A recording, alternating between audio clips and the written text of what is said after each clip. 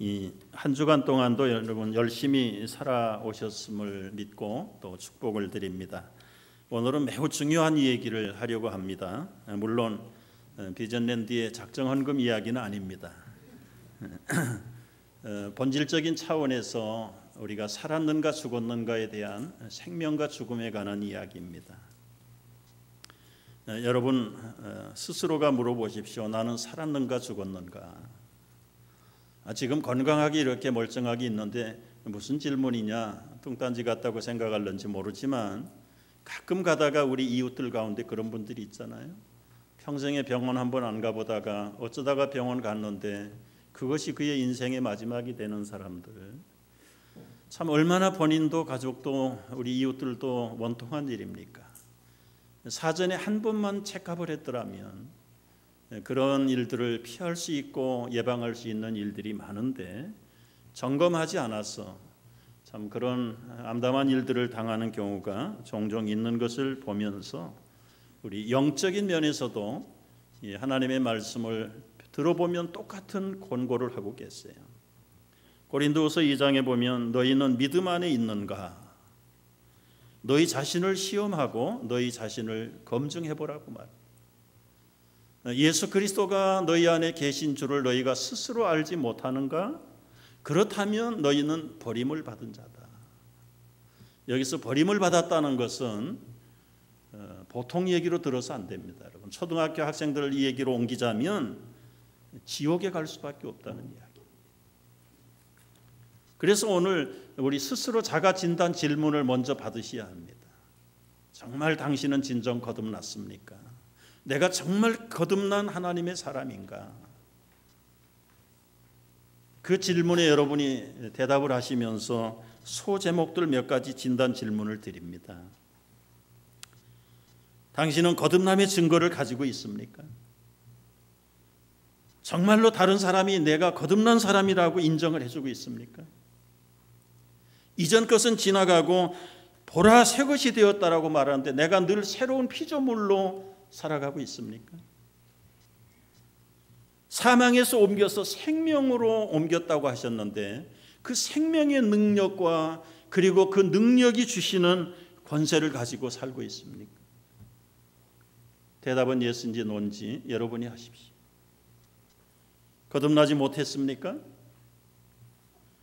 거듭났다라고 말할 수 있는 사람들의 근거는 뭡니까? 설교 시간이 아니라면 한 분 한 분 물어보고 싶어요. 내가 거듭났고 하나님의 자녀라고 하는 확실한 증거가 뭐냐? 아마 자신이 없다면 오늘 여러분 니고데모처럼 출발이 좋은 출발에 와 있다고 생각을 하셔야 됩니다. 예수님이 6월절에 예루살렘에 올라갔습니다. 거기서 많은 기적을 베풀었습니다. 많은 사람들이 그걸 보고 그의 이름을 믿었다고 했습니다. 그 중에 니고데모도 포함된 것 같습니다. 2장 끝절에 가보면 그런 말씀들이 나오는데요. 그 기적의 현장을 보면서 예수의 이름을 믿긴 믿었지만 하루 이틀 시간이 지나면서 니고데모는 자신의 믿음을 점검하기 시작했습니다. 자신이 없어요. 예수님이 그 광경을 다 보고 계셨습니다. 2장에 보면은 24절에 그런 말씀을 하셨어요. 예수는 그의 몸을 그들에게 의탁하지 않았다. 지금 기적을 베푸는 예수님을 보면서 그의 이름을 믿었는데 예수님은 그걸 신뢰하지 않았다는 거예요. 왜 그렇습니까? 모든 사람을 친히 알고 계시기 때문에 그 사람들 마음속에 뭐가 있는지 다 알고 계세요. 꿰뚫러 보십니다. 기적을 체험하는 현장에 있는 사람들이 어떻게 즐거워하지 않겠습니까? 당장에는 생명을 버리고도 따라간다라고 결단하고 나서지만 시간이 조금 흘러가면서 여유가 생기면서 자신을 점검해봤던 니고데모, 나도 그 현장의 기적을 보면서 예수 이름 믿었지만 그건 아닌 것 같다. 그렇다면 내 믿음이 어디에 와 있는가? 고민하다가 도저히 자기가 해답을 찾지 못해서 밤에 예수님에게 찾아 나온 사람이 니고데모입니다. 여기 3장 1절에 보면은 그런데 그렇게 시작이 되죠. 이 그런데라는 접속사가 지금까지 밤중에 찾아 나오지 않을 수 없는 니고데모의 동기를 지금 2장에서 말하고 있는 걸 뒤집어 놓는 거예요. 여러분, 기적을 체험하면 다 따라갈 것 같고요, 예수를 믿지 않을 사람이 없을 것 같은데, 예수님은 그런 우리들의 심정을 꿰뚫어 보고 신청을 하지 않습니다. 신뢰하지 않습니다. 정말 믿음을 가진 사람인가? 정말 거듭남을 체험한 사람인가? 아니면 하나님의 구원의 확신을 갖고 사는 사람인가? 예수님이 볼 때 아니라는 거예요. 니고데모도 그런 면에서 자신의 믿음에 확신이 없고 영적인 고민을 감당할 길이 없어서 고민하다가 밤에 예수님에게 찾아왔습니다. 오늘 3장 1절이 그런데 바리새인 중에 니고데모라 하는 사람이 있으니, 니고데모가 어떤 사람입니까? 바리새인 중에 한 사람이라고 설명합니다. 바리새인이 어떤 사람들입니까? 율법의 1.1핵이라도 지키려고 하던 사람들이죠. 종교로 보면은 이 바리새인들의 그 정확함과 열심과 빈틈없는 완벽한 종교 생활을 쫓아갈 사람들이 없습니다. 얼마나 철저합니까, 여러분? 수염을 깎다가 안식일이 됐다 그러면 수염 깎지 못하고 그대로 돌아다녀야 될 사람. 전기 스위치를 올리지 못하고 안식일을 맞으면 여러분 24시간은 깜깜한 대로 지내는 사람들이 바리새인들이고 유대인들이, 요거 하나 올리는데 그게 뭐 엄청난 일입니까? 그런데 철저하게 1.1핵이라도 지키는 사람들이 바리새인들이. 니고데모는 그런 엄격한 신앙생활을 하는 바리새의 종파주의자, 유대의 지도자입니다. 사내들인 공회의 원로원의 원로입니다. 모든 백성들이 다 존경한 유대인의 스승이고 선생입니다. 그렇게 지체가 높고 신앙적으로 종교적으로 빈틈이 없는 철저한 바리새파 유대 지도자 스승인 니고데모가 새파란 젊은 예수 그리스도를 찾아온다는 것은 그 당시로서는 넌센스입니다. 있을 수 없는 일입니다. 얼마나 절박했기 때문에, 그럼에도 불구하고 얼마나 절박했기 때문에 니고데모가 밤에 예수님을 찾아왔을까? 낮에 가면 자기 신분 다 노출되고 자기 체면 엉망되고 자기 존경도가 땅에 떨어지고, 그래도 못 찾아가면 내 안에 있는 갈등의 문제 해결할 길이 없으니까 그는 야심한 밤을 타서 예수님을 찾아 나섰던 것입니다. 그렇게 완벽하게 갖춘 사람, 세상에 부러움이 없는 사람, 다 인류의 지도자 같은 급에 있는 사람인데도 불구하고 그의 영적인 수준은 아주 어린아이 같은 미숙한 수준에 있다는 것을 우리가 말씀을 통해서 보게 됩니다. 하나님 나라 얘기할 때 어떻게 하나님 나라 들어갈 수 있습니까? 거듭나야 된다고 했더니 거듭남이 무슨 말인지 몰라가지고 어머니 모태에 들어갔다가 나와야 됩니까? 이게 유대인의 스승에서 생각이나 발상이나 해볼 법한 얘기입니까? 그런데 이 영적으로 무지하고 미숙하면 이런 어리석은 어린아이 같은 일을 서슴없이 내뱉는 것입니다. 니고데모가 알고 있는 예수님에 관한 전부는 무엇입니까? 와가지고 칭찬해요. 라피여, 우리가 당신은 하나님께로부터 오신 선생인 줄 아나이다. 하나님이 함께하지 아니하시면 당신의 행하시는 이 표적을 아무도 할 수 없습니다. 지금 왜 고민스러워서 찾아왔는지, 무엇부터 이 얘기를 꺼내야 될는지도 몰라요. 그리고 와서는 주변만 맴돌면서 괜히 할 얘기가 없으니까 쑥스러우니까 칭찬만 하고 있는 겁니다. 근데 예수님은 이런 어리석은 말에 이끌려가지 않지요. 본론으로 들어가서 사람이 물과 성령으로 거듭나지 아니하면 하나님 나라 들어갈 수도 없고 볼 수도 없다. 지금 니고데모의 영적인 그 정곡을 핵심을 바로 찔러서 그 문제를 가지고 이 얘기를 시작하게 되었습니다. 여러분, 어쩌면 니고데모는 체면과 자기 위치를 캄프로치하고 살아가는 현대인들의 대표적인 사람이 아닌가 생각이 됩니다. 남들에게는 다 포장할 수 있습니다. 다 외식해서 감출 수 있습니다. 그러나 내 안에 해결되지 아니하는 이 영적인 생명에 관한 문제는 여러분 덮어놓는다고 해서 되는 것, 포장했다고 해서 문제가 저절로 해결되는 것이 아닙니다. 뭐가 부족합니까?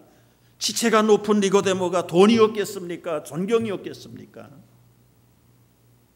그럼에도 불구하고 그는 그것들로 가지고 만족할 수 없음을 알고 근본적이고 중요한 삶에 관한 문제를 가지고, 영원한 생명에 관한 문제를 가지고 예수님을 찾아 나서게 됐던 것입니다.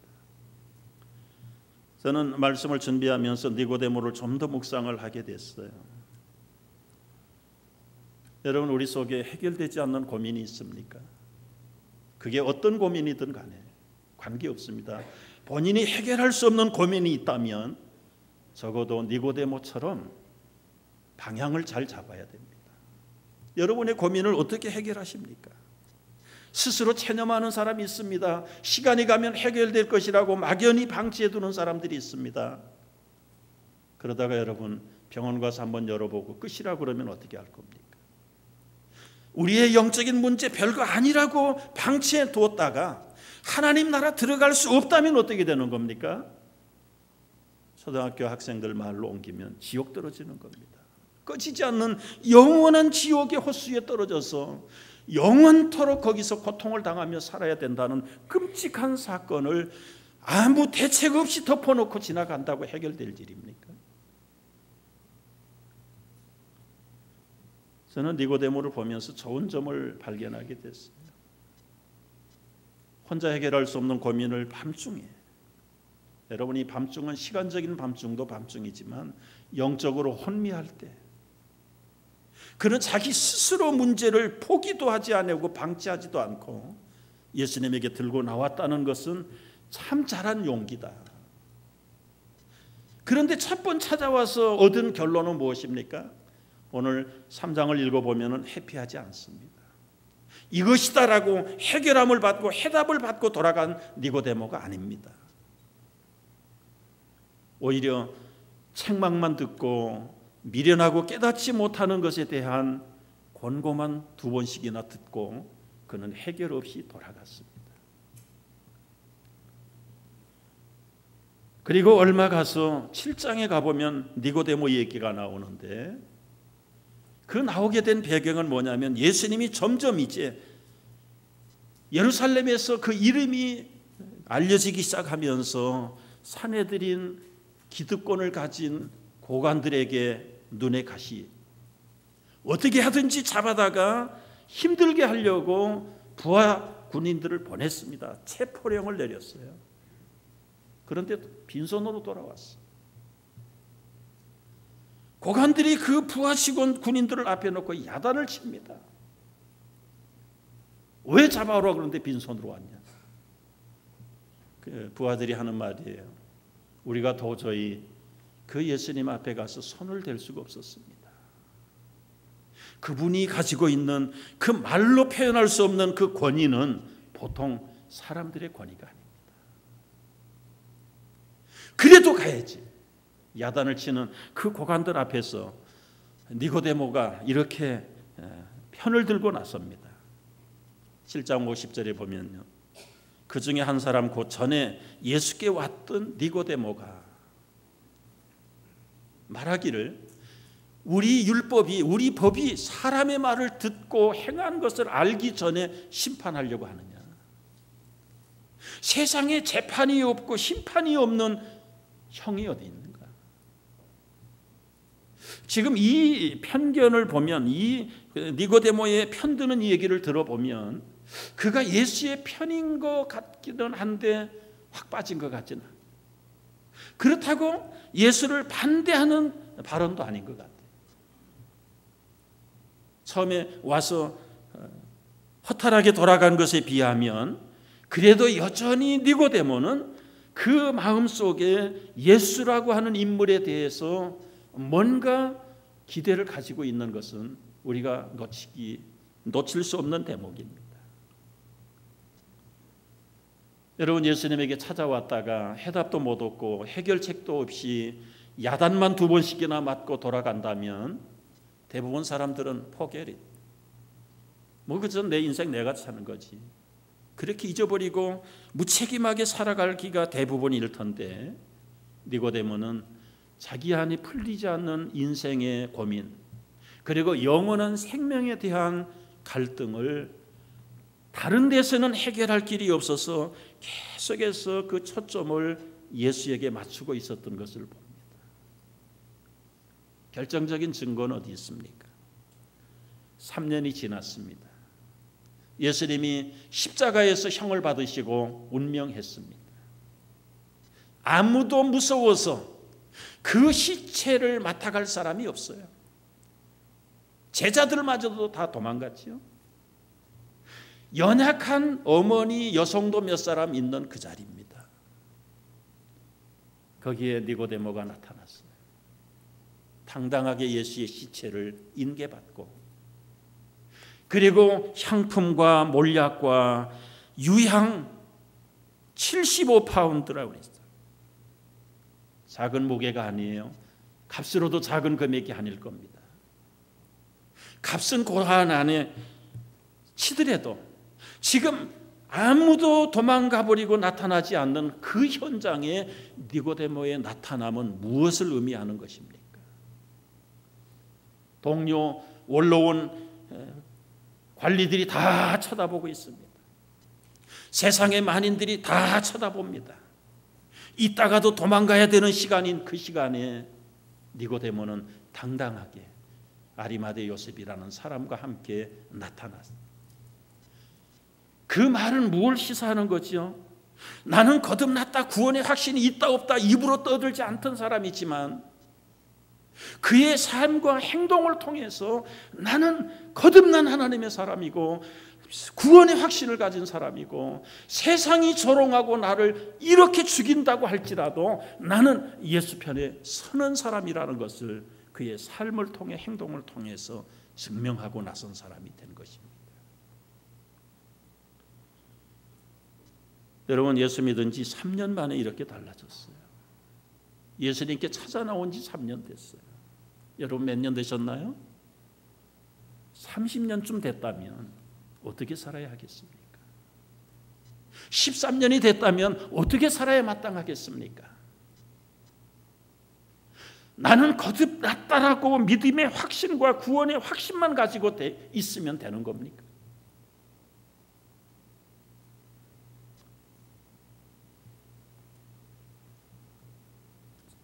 저는 오늘 말씀을 준비하면서 제 자신의 구원이 흔들리는 것을 발견했어요.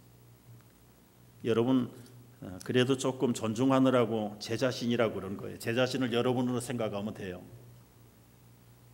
제가 수준 높게 돌려서 얘기하기 때문에 알아듣는 분들은 좀 알아들어야 될 줄 알아요. 여러분, 거듭났다고 확신하세요? 구원의 확신을 갖고 계세요? 그런데 저를 보니까요, 아니 그렇게 사는 사람들의 삶을 보니까 이건 영 아닌 것 같아요. 그런데 겉으로 볼 때는 니고데모처럼 바리새인처럼 신앙생활, 교회생활, 때로는 경건생활, 헌신생활, 봉사생활 잘하는 것 같습니다. 잘 압니다. 그런데 속으로 들어가서 하나하나 아까 진단 질문에게 체크를 해보라고 하면은 점점 자신이 없어져. 그런데 왜 확신이 있지요? 왜 거듭남의 하나님의 자녀라는 그 명분을 가지고 있지요? 혹시 여러분 구원의 확신 크리스를 통해서 교육 프로그램을 통해서 이해하고 지나온 거 아닙니까? 물론 사람이 이해하는 것만큼 행동이 달라지는 건 사실이지만 그의 이해했다는 것, 알았다는 것, 배웠다는 것하고 그런 배움의 과정과 절차가 없어도 삶으로 증명하는 믿음의 삶하고는 얼마나 차이가 있을까요? 니고데모는 아마 바이블 스터디 제대로 못한 것 같아요. 편견적인 율법을 배웠지만 율법 안에 있는 은혜와 복음에 대해서, 예수님에 대해서 못 배웠어요. 그럼에도 불구하고 그는 3년 후에는 생명을 내대고 자기가 관직에서 쫓겨나도 좋고 동료들에게 핍박을 받아도 좋고 자기의 체면도 자기의 자존심도 별 의미가 없다는 것을 알고 철저하게 죽으신 예수님, 그것도 살아있는 예수님이라면 별 문제입니다. 죽어버린, 다 끝나버린 예수님에게 자신의 삶을 맡기고 공개적으로 헌신을 드러내는 그것은 어디에서 온 것일까요? 처음에 만나서 니고데모에게 하셨던 예수님의 가르침으로 우리가 다시 돌아가기를 바랍니다. 정말 하나님 나라를 보기를 원하십니까? 들어가기를 원하십니까? 예수님은 한 가지 조건을 요구하셨습니다. 하나님 나라 보기를 원하고 들어가기를 원하면 예수님은 꼭 한 가지 하기를 요구하셨어요. 디그리가 필요한데 닥터 디그리가 아닙니다. 마스터도 아닙니다. BA 학위를 요구해요. BA는 4년제 대학을 나와야 주는 학위예요. 학사 학위예요. 그런데 지금 예수님이 우리에게 BA를 요구한다니까요. 어떤 BA를 요구합니까? 사람이 거듭나지 아니하면, 이게 하나의 조건인데 영어로 볼 때는 born again 하지 않으면, 이 born again의 BA 학위예요. 그러니까 여러분, 오늘 거듭난 사람은 주님이 주시는 BA 디그리를 받은 줄로 믿으시기 바랍니다.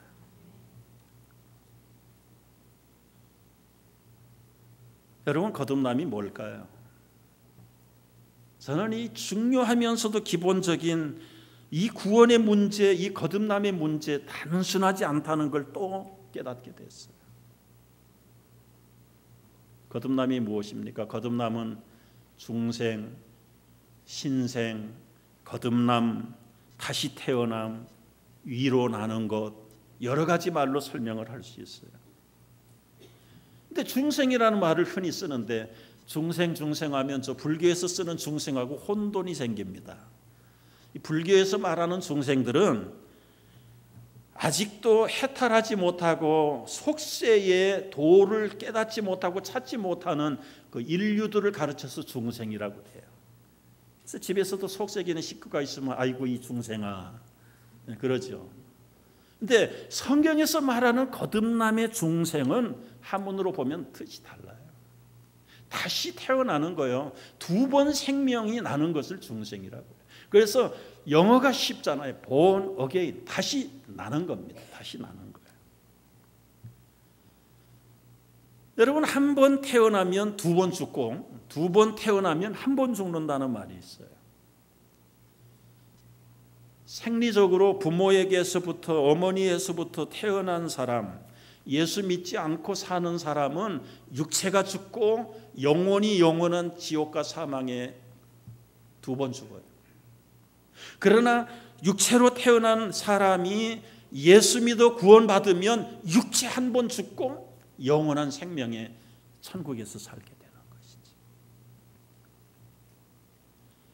그렇다면 이 중생이다, 거듭났다, 태어났다, 위로부터 났다 하는 말은 뭘까요? 그게 아닌 게 뭔가요? 여러분, 마음을 바꾸는 게 중생이 아니에요.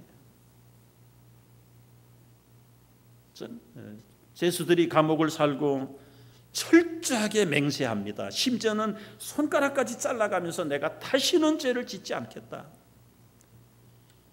체인징 마인이 중생이라고 착각하는 경우도 있습니다. 그러나 마음을 변화시키는 것 중생 아닙니다. 변화된 마음 또 언제 변화될는지 모르는 게 우리들의 마음 아니에요. 행위의 결단, 의로운 행위가 하나도 없어요. 우리는요. 선행을 한다고 해도 밑바닥에 보면은 다 불순한 이기적인 동기에서 나온 선행일 뿐이에요. 공명심일 뿐이에요. 철저하게 가장되고 포장된 선행입니다. 행위가 우리를 거듭나게 할 수 없어요. 그렇다면 거듭난다는 것은 뭘까? 이 본 어게인인데 그냥 우리 속에서 태어나는 게 아니라 위로부터 태어나는 거예요. 위로부터. 여러분이 거듭난다, 중생이라는 말이 굉장히 중요하지만 사실 중요치 않습니다. 제가 이렇게 물어보지요. 거듭나야만 천국에 들어갈 수 있고 구원받을 수 있는가? 제가 보고 대답하라 그러면 no. 여기만 자르면 이제 김 목사는 오늘부터 왕 2단이 거듭나지 않아도 천국 갈 수 있어요.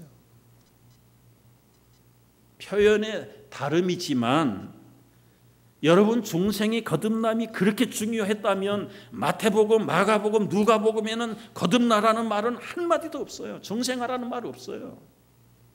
오히려 마태복음에 보면은 돌이켜 어린아이들과 같이 되지 아니하면 결단코 천국에 들어가지 못한다 그랬어요.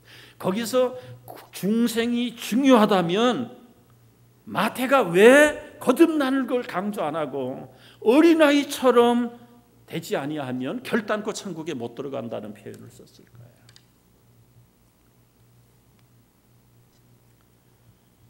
물론 강조점이 다르지만 맥은 다 통하는 것이죠. 여러분 중생이 필수적이고 하나님 나라 들어갈 수밖에 없는 유일한 코스이지만은 그러나 꼭 그 표현만은 중요한 건 아니에요.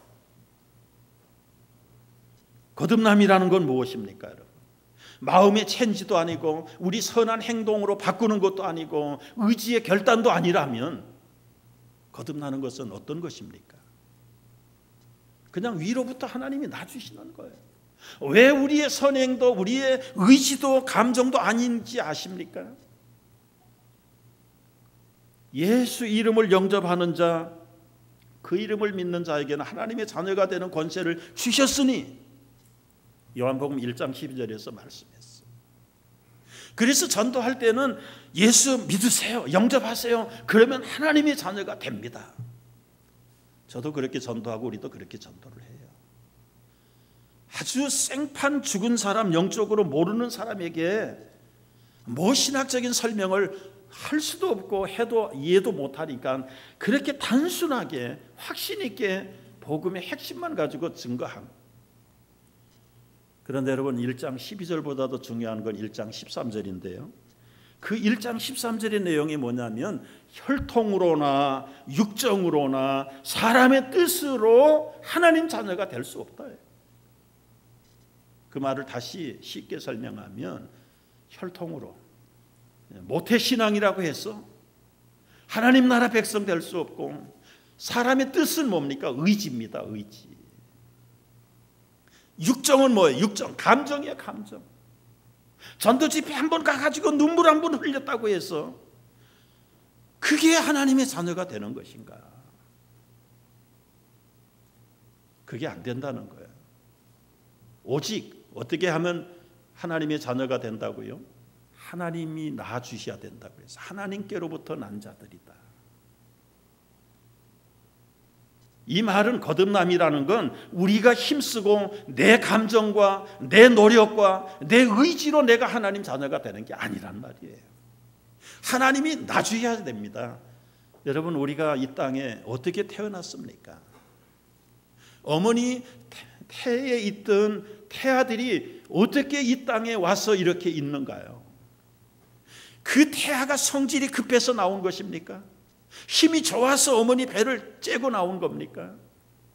어머니가 놔주셨기 때문에 나온 거예요. 안 놔주셨으면 사산되고 끝나는 겁니다.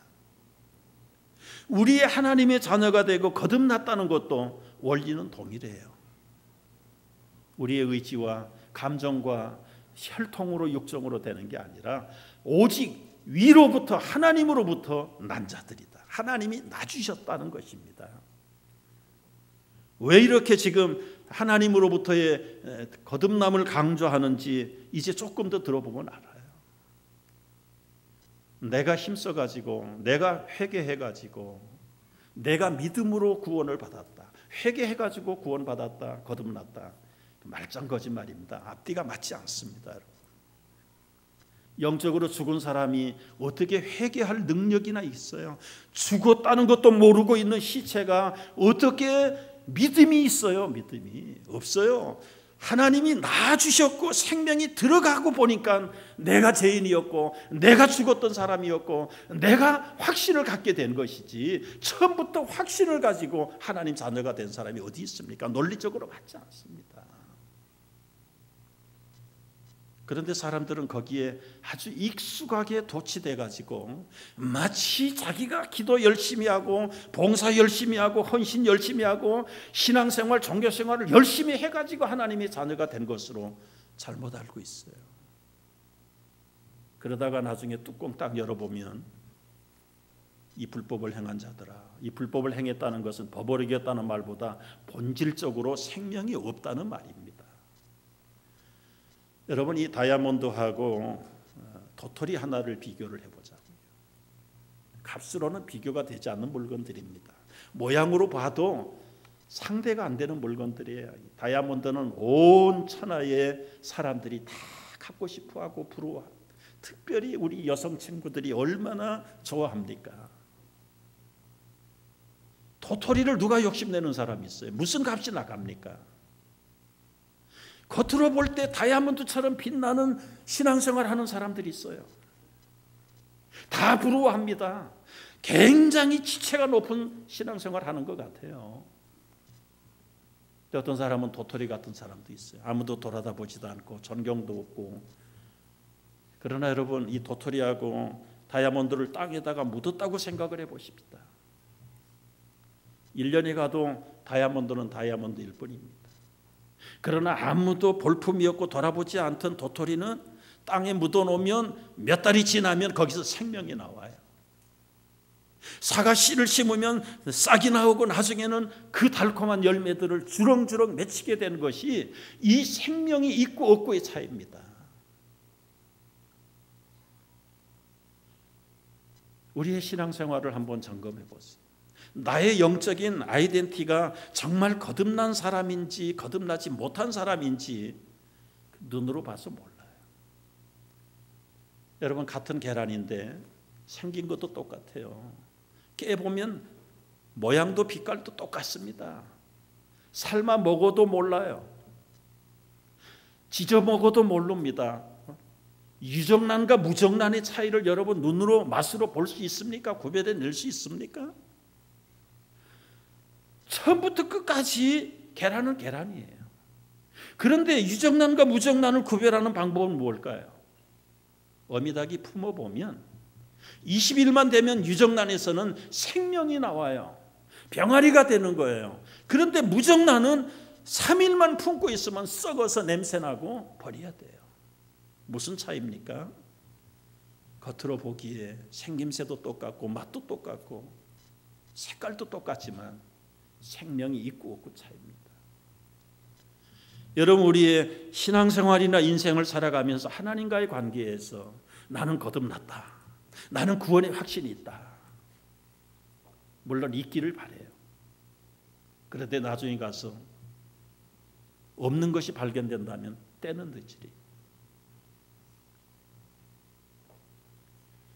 거듭남이라는 것은 거듭말하지만 하나님의 생명을 우리에게 넣어주시는 것입니다.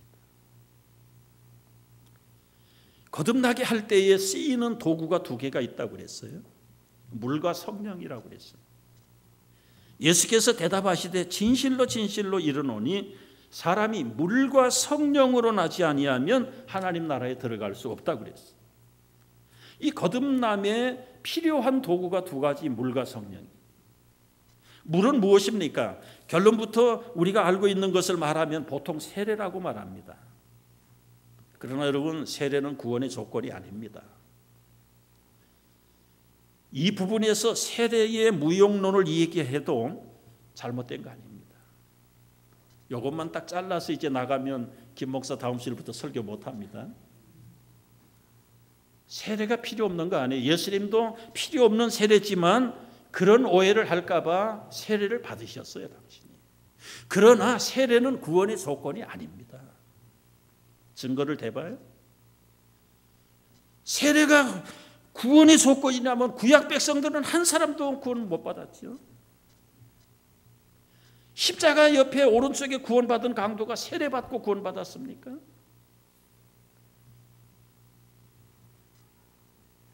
예수님이 세례가 그렇게 중요했다면 왜 한 사람에게도 세례를 안 베풀었을까요? 빌립보 간수가 처절하게 부르짖었어요. 선생이여, 우리가 어찌하여야 구원을 받겠습니까? 세례가 중요했다면 바울이 세례를 받으시오 그렇게 말했겠죠. 그러나 거기에 세례 얘기 없어요. 주 예수를 믿으라, 그리하면 너와 내 집이 구원을 받는다고 했지. 그런 사도 바울이 아무에게도 세례를 베풀지 않은 것을 감사한다. 쪽집기 같은 사람들이 있을 거예요. 그러면 마태복음 28장에 천하 민족들에게 세례를 주라는 얘기는 뭡니까? 여러분, 세례는 구원의 조건은 아니에요. 제가 이 말씀을 드리는 것은 여기서 물로 성령으로 할 때 물이 세례라고 주장하는 사람들에 대해서 얘기하는 거예요. 여러분, 세례는 무엇입니까? 세례는 씻는 거예요. 물론 영적으로 우리의 더러워진 죄를 씻어낸다고 하는 의미에서 정결 예식의 세례가 필요한 것 사실이에요. 그러나 대개는 물은 겉을 씻지요. 속사람까지 씻어야 되는데 씻어내지 못합니다. 그렇다면 우리의 속사람을 물로 씻지 못한다면 뭘로 씻어야 되겠습니까? 그래서 성령으로 물과 성령으로 거듭나야 된다는 말을 그래서 붙여서 하신 거예요. 이 물과 성령의 관계를 잘 조화롭게 설명해 주는 구절이 있어요. 디도서 3장 5절인데요. 디도서 3장 5절을 한번 같이 읽어봅니다. 우리를 구원하시되 우리가 행한 바 의로운 행위로 말미암지 아니하고 오직 그의 긍휼하심을 따라 중생의 씻음과 성령의 새롭게 하심으로 하셨다. 우리가 구원받은 것은 우리의 행하는 의로운 선행이 아니다. 오직 그의 긍휼하심, 그분이 누굽니까? 하나님의 긍휼, 무한하신 사랑의 본성에 의해서 중생의 씻음, 이게 바로 여기서 물로 상징되는 예수님의 보혈의 씻음입니다. 성령의 세례, 성령으로 새롭게 하는 건 무엇입니까? 여러분, 단순히 물 세례 가지고 안 된다는 것을 얘기해요. 그런데 나는 세례 받은 지 몇십 년 됐다. 심지어 성령 세례까지도 중요하게 생각을 합니다. 어떤 교파에서는 중생을 그 교단의 교리로 내세워서 강조하는 교단도 있습니다. 그러나 여러분, 세례가 중요치 않아요. 중생 거듭난이라는 게 그렇게 중요한 거 아니에요. 이것만 자르면 저 이단 된다고 그랬는데 여러분 오해하지 않기를 바라요. 그 핵심이 무엇인가에 중요한 것이 있는 겁니다. 여러분, 우리가 거듭날 수 있는 것은 물과 성령인데 요한복음에서 물이 씌어질 때 어떤 경우에 물이 나오는지 보세요. 4장에 보면 수가성의 사마리아 여인이 물길로 왔을 때 예수님 거기서 만날 때 물 얘기가 나옵니다. 4장 14절에 내가 주는 물을 먹는 자는 영원히 목마르지 아니하리니. 지금 예수님이 두레방 넣어가지고 물 떠다가 그 여인에게 지금 줍니까? 물 한 방울 주지 않으면서 말씀하시는 거예요. 내가 주는 물을 먹는 자는 영원히 목마르지 않는데 그 속에서 영생하도록 솟아나는 샘물이 되겠다. 이게 무슨 의미일까요? 조금 이해가 안 되십니까? 그러면 7장으로 넘어가 봅니다. 7장에 예수님이 명절 끝날에 큰 소리로 외쳐서 말합니다. 누구든지 목마르거든 내게로 와서 마시라. 거기서도 지금 예수님이 지나가는 사람들에게 물 나눠주는 거 아니에요. 그냥 맨입으로 말씀하시는 거예요. 누구든지 목마르거든 내게로 와서 마시라. 어쩌라는 겁니까 이게? 4장이나 7장의 말씀, 또 물과 성령으로 거듭나야 된다는 말씀을 다 종합해 보면 결국은 믿으라는 얘기 아니겠어요? 예수를 물을 마시듯이 안으로 먹어서 삼키라는 것 아니겠습니까? 우리의 영혼 속에, 때로는 우리의 내부 속에, 우리의 인격 속에, 때로는 죽어버린 우리의 영적인 실제 속에 그리스도가 들어오게 하시라는 거지. 물과 성령으로 거듭나야 진짜 거듭난다는 것이죠. 그렇다면 여러분, 이 거듭남의 주도권이 누구에게 있습니까? 믿으십시오, 영접하십시오. 그 말의 그 텐스를 보면은 전부 내가 주관이, 내가 주체가 됩니다. 내가 먹고 싶으면 먹고, 믿고 싶으면 믿고, 안 믿고 싶으면 배타하고, 거기에 따라서 결정이, 구원이 결정되고 취소되고 그러는 것입니까? 아닙니다. 나아줄 때 내가 기분 나빠서 못 나가겠다, 추워서 못 나가겠다, 더워서 못 나가겠다, 뱃속에서 뻗팅기고 있는 태아가 있습니까? 없어요. 있을 수가 없어요. 어머니가 낳아줄 때 낳는 거예요. 그것도 어머니가 낳고 싶어서 낳습니까? 산통이 임할 때 그 산통을 벗기 위해서 힘을 쓰다 보니까 나오는 거예요. 우리가 거듭나고 싶다고 해서 거듭나는 거 아니에요. 여러분 점점 헷갈렸지요? 헷갈리게 하는 게 오늘 설교를 제대로 이해하고 듣고 있는 겁니다. 지금 제가 오늘은 여러분에게 확신을 심어주는 시간이 아니에요. 여러분이 지금까지 붙들고 있는 확신이 진짜 확신인지, 그게 진짜 확신이라면 어디에서 근거된 건지, 내가 거듭났다면, 여러분이 거듭났다면 그 거듭남의 출처가 어딘지, 내 노력으로 내 힘으로 된 것인지 한번 점검해보고 고민해보라는 거예요.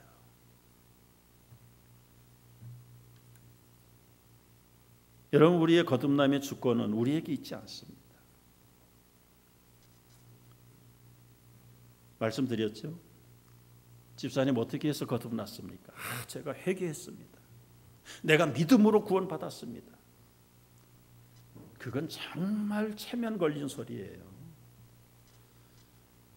영적으로 죽어서 듣지도 못하고 감각도 없는 죽을 뻔한 인생이 아니고 죽었던 사람들인데 어떻게 믿음이 생겨요? 어떻게 회개할 수 있어요? 하나님이 우리에게 새 생명을 넣어주었어.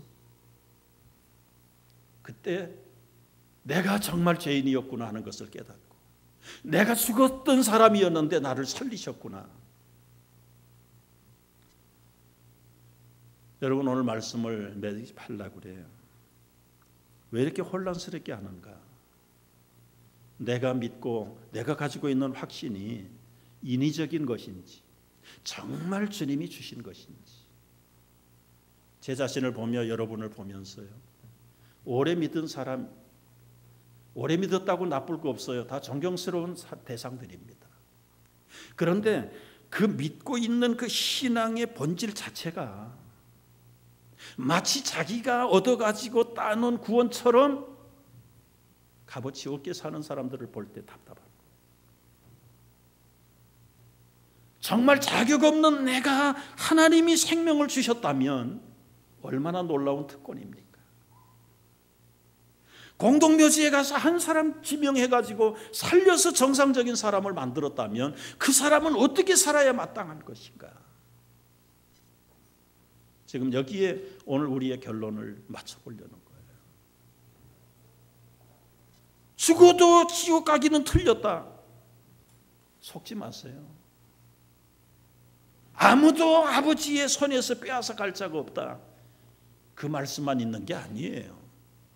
합당하게 살지 못하면 찍어서 불에 던지겠다, 지옥 보내겠다는 거죠.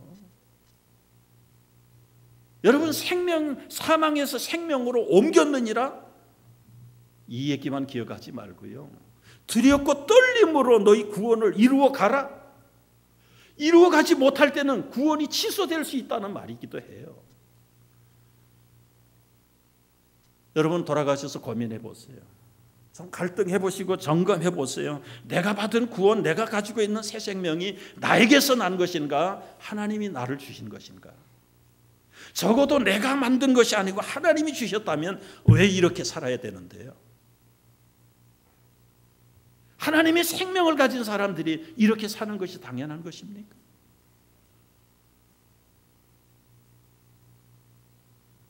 오늘 설교는 오늘로 끝나지 않아요. 그래서 1번이라고 그랬어요. 2번 다음 주에 가서 완성할 거예요.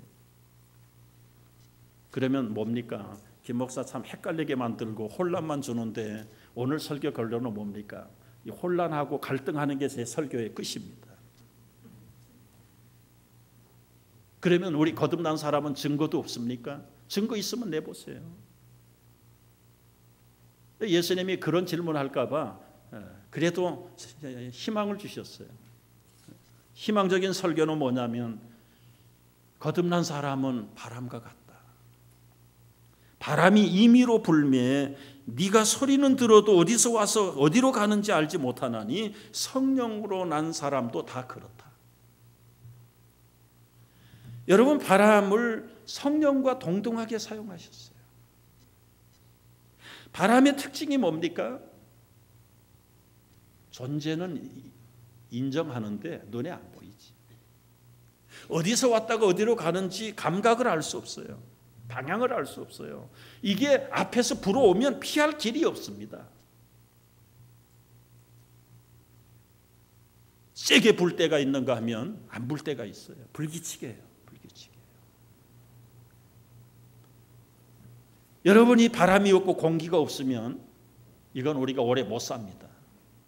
그래서 건강이 약한 사람들은요, 이건 팁으로 드리는데, 맑은 공기, 참 신선한 공기가 있는 곳을 늘 찾아다니면서 많이 마시세요.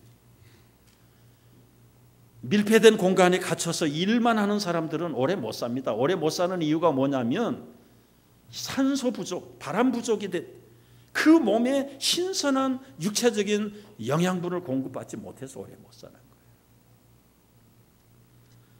여러분, 거듭난 사람이 이 바람과 성령과 같다. 성령으로 난 사람도 이 바람처럼 눈에 보이지도 않고 어디로 왔다가 어디로 가는지 출처도 알 수 없고, 없다고 부정할 수도 없고, 그렇다고 손에 붙잡히는 것도 아니고, 이게 우리를 더 혼란하게 만드는 예수님의 결론입니다. 여러분, 여기서 제가 결론을 내리고 싶은 얘기는 우리가 힘써서 얻은 거 아니에요. 그저 하나님이 나를 낳아주셨고 당신의 자녀 삼으셨다면, 어떻게 거듭났는지 모르지만 신비입니다. 신비. 대단한 매력입니다. 대단한 특권입니다. 이 특권과 신비를 가진 하나님의 자녀가 어떻게 마땅히 살아야 할 것인가, 여기에 대한 결론의 퀘스천 마크를 드리면서 말씀을 마치려고 그래요. 여러분, 우리가 붙잡을 수 있는 것은 그 신비로운 생명을 나에게 값없이 거둬 주셨는데 내가 어떻게 살아야 할 것인지, 왜 나에게 생명을 주셨는지, 나에게 왜 구원을 주셨는지, 왜 영원한 영생의 나라에 들어가게 하시는지, 이 땅에 왜 나를 이렇게 살려놓으셨는지. 니고데모가 자기가 가진 것, 쌓은 것, 그거 가지고 어떻게 할 바를 모르고 만족이 없어서 결국은 예수님 찾아왔다가 예수님 앞에 자기의 모든 것들을 다 내려놓은 것처럼 우리도 그 단계가 올 때까지 많은 고민과 갈등을 하면서 잠이 안 오거든 새벽을 쫓아나오십시오. 문제가 해결되지 않거든 꼭 새벽기도 예배당 오라는 얘기만 아니에요. 여러분의 골방 앞에 문을 열고 들어가서 예수님과 독대를 하십시오. 왜 예수님에게 뭐라고 단도직입적으로 질문을 해야 될지 모르면 버벅대시면서 예수님의 눈치만 한번 살펴보십시오.